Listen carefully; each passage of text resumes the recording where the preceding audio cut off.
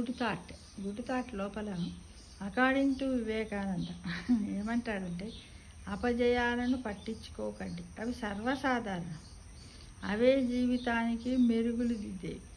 ఓటమి లేని జీవితం ఉంటుందా అని వివేకానందుడు చెప్తాడు.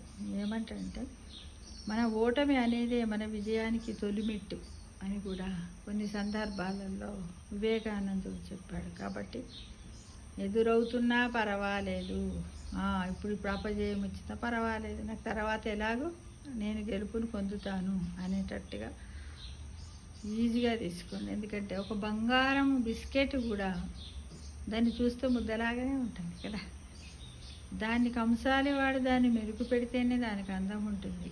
ఆ బిస్కెట్ని ఎలా తయారు చేస్తాడు, ఒక మహాత్ముడిలాగా, ఒక దేవుడిలాగా, ఒక అందమైనటువంటి ఆభరణంలా ఎలా తయారు చేస్తారు. అలానే మన అపజయాలను కూడా పట్టించుకోకుండా మనకు ముందుకు పోయినట్టయితే మన జీవితానికి మెరుగులు దిద్దుకుంటూ ఓటమి లేని జీవితంగా మనము ఎల్లప్పుడూ మన జీవితానికి చక్కటి బాటను వేసుకుంటాము.